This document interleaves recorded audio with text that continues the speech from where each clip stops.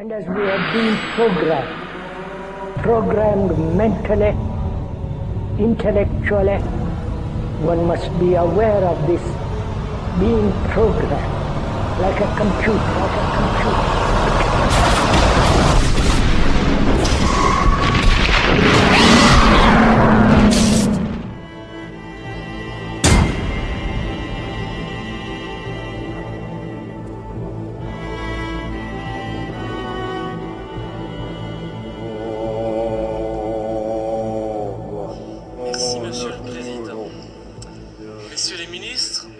Chers collègues, la Belgique est bien le pays du surréalisme. Ce matin, on apprend dans la presse que l'armée belge est incapable de lutter contre les quelques militaires extrémistes aux convictions islamistes radicales qui existent en son propre sein et qu'il est impossible de les licencier faute de moyens juridiques suffisants.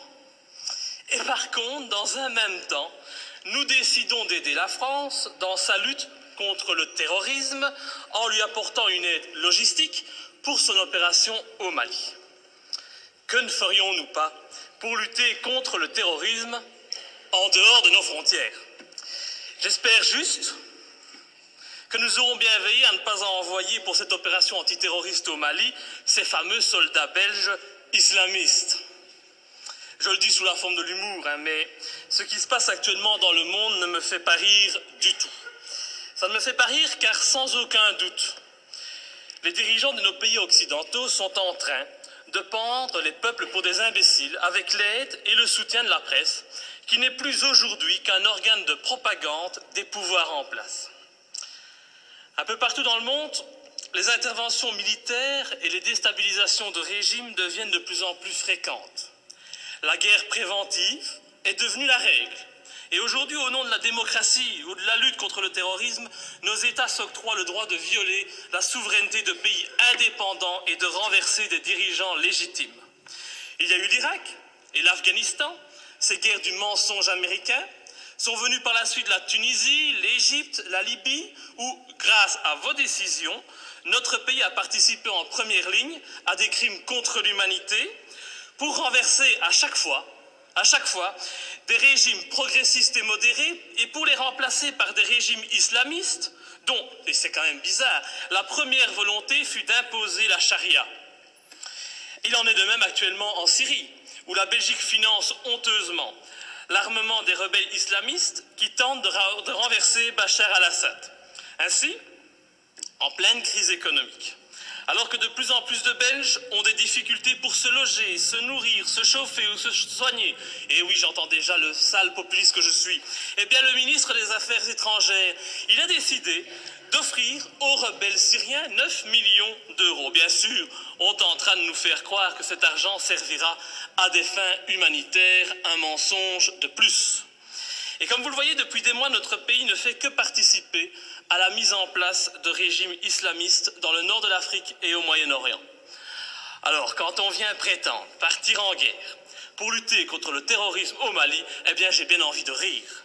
C'est faux.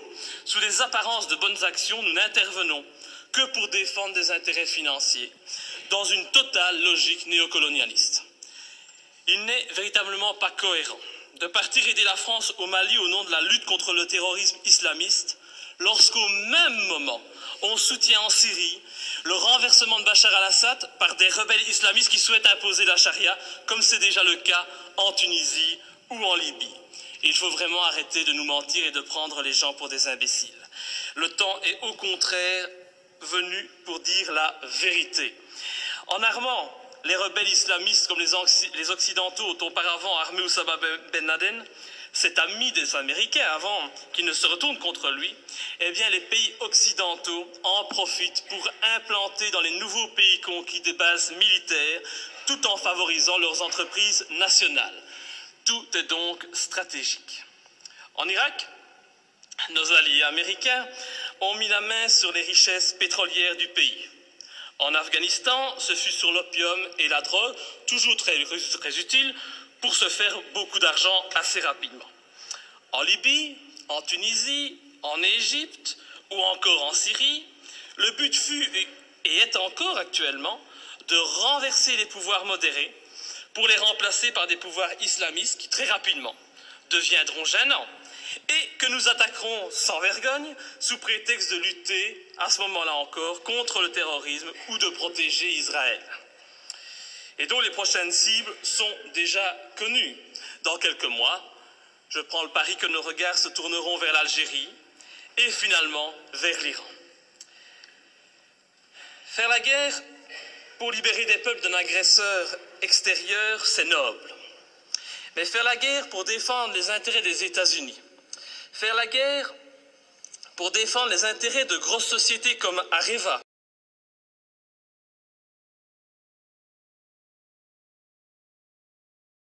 faire la guerre pour mettre la main sur des mines d'or, ça n'a rien de noble. Et cela fait de nos pays des pays agresseurs et voyous. Personne n'ose parler, mais qu'à cela ne tienne, je ne me tairai pas. Et tant pis si ma lutte doit me faire passer pour un ennemi de ce système qui bafoue les droits de l'homme au nom des intérêts financiers, géostratégiques et néocolonialistes. Bafouer ce régime et le dénoncer, c'est un devoir et une fierté pour moi. Et sincèrement, et je m'excuse pour le vocabulaire populaire utilisé, j'emmerde tous les soi-disant bien-pensants, qu'ils soient de gauche, de droite ou du centre, qui sont aujourd'hui au basque de nos pouvoirs corrompus et qui se plairont à me tourner en ridicule. J'emmerde nos dirigeants qui jouent avec leurs bombes comme des gamins dans une cour de récréation. J'emmerde ceux qui prétendent être des démocrates alors qu'ils ne sont que des criminels de bas étage. Je n'ai pas beaucoup de respect non plus pour les journalistes qui ont le culot de faire passer les opposants pour des débiles mentaux alors qu'au fond ils savent très bien que ces opposants ont parfaitement raison. Je méprise enfin au plus haut point ceux qui se prennent pour les rois du monde et qui nous dictent leurs lois, car moi je suis du côté de la vérité, du côté de la justice, du côté de ces victimes innocentes du pognon à tout prix. Et c'est pour cette raison que j'ai décidé de m'opposer clairement à cette résolution qui envoie notre pays soutenir la France dans son opération néocolonialiste. Depuis le début de l'opération française, le mensonge est organisé. On nous dit que la France ne fait que répondre à l'appel au secours d'un président malien. On en oublierait presque que ce président n'a aucune légitimité et qu'il a été mis en place pour assurer la transition suite au coup d'État de mars 2012. Qui a soutenu ce coup d'État? Qui en est à la base? Pour qui travaille ce président de transition? Voilà le premier mensonge. Le président français François Hollande ose prétendre mener cette guerre pour lutter contre les djihadistes qui menacent, ils menacent, rendez-vous compte, le territoire français et européen. Mais quel vilain mensonge! En reprenant cet argument officiel, tout en profitant pour effrayer la population, en augmentant le niveau de la menace terroriste, en mettant en œuvre le plan Vigipirate, nos dirigeants et les médias font preuve d'un culot inimaginable. Comment peut-on oser sortir un tel argument alors que la France et la Belgique n'ont pas hésité à armer et soutenir les djihadistes en Libye et que ces mêmes pays continuent actuellement à soutenir ces djihadistes en Syrie? Ces prétextes ne servent qu'à cacher des desseins stratégiques et économiques. Nos pays n'ont même plus peur de l'incohérence car tout est fait pour la cacher. Mais l'incohérence est pourtant bien présente. Ce n'est pas demain que vous verrez un Malien venir commettre un attentat en Europe. Non, à moins qu'on en crée un subitement pour mieux justifier encore cette opération militaire. On a bien créé le 11 septembre pour justifier l'invasion, l'arrestation arbitraire, la torture et le massacre de populations innocentes. Alors créer un terrorisme malien, bon, ça ne doit pas être trop compliqué pour nos dirigeants sanguinaires. Un autre argument utilisé pour justifier ces derniers mois les opérations militaires, c'est la protection des droits de l'homme. Cet argument est encore utilisé aujourd'hui pour justifier la guerre au Mali. Mais oui, nous devons agir, car sinon les méchants islamistes radicaux vont imposer la charia au Mali, lapider les femmes et couper les mains des voyous. Oh, c'est vrai que l'intention elle est noble et salvatrice, c'est sûr. Mais pourquoi alors? Mais pourquoi, bon Dieu, nos pays ont-ils alors participé à l'accession au pouvoir en Tunisie et en Libye d'islamistes qui ont décidé d'appliquer cette charia dans ces pays qui étaient, il n'y a pas si longtemps de cela encore, modernes et progressistes. Je vous invite à demander aux jeunes Tunisiens qui sont à la base de la révolution de Tunisie s'ils sont heureux de leur situation actuelle. Tout cela, c'est de l'hypocrisie. L'objectif de cette guerre au Mali est très clair. Et puisqu'on n'en parle pas, je vais en parler. L'objectif, c'est de lutter contre la Chine et permettre à notre allié américain de maintenir sa présence en Afrique et au Moyen-Orient. C'est cela qui guide ces opérations néocolonialistes. Et vous verrez, quand l'opération militaire sera terminée, la France conservera bien entendu des bases militaires au Mali. Ces bases serviront aussi aux Américains. Et en même temps, parce que ça se passe toujours comme ça, des sociétés occidentales mettront la main sur des contrats juteux qui priveront de nouveau les pays recolonisés de leurs richesses et de leurs matières premières. Alors, soyons bien clairs, les premiers bénéficiaires de cette opération militaire, ce seront les patrons et les actionnaires du géant français Areva, qui tentent depuis des années d'obtenir l'exploitation d'une mine d'uranium à Faléa, une commune de 17 000 habitants située à 350 km de Bamako. Et je ne sais pas pourquoi, mais mon petit doigt me dit qu'il ne faudra pas longtemps pour qu'Areva puisse enfin exploiter cette mine. Je ne sais pas, c'est une impression que j'ai.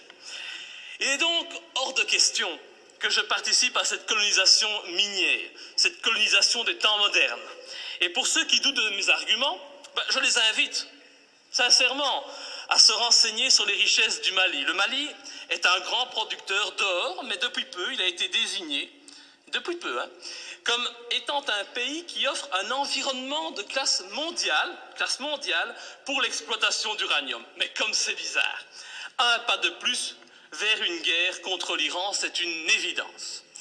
Pour toute cette raison, et afin de ne pas tomber dans les pièges du mensonge que l'on nous tend, j'ai décidé de ne pas soutenir cette intervention au Mali. Je voterai donc contre.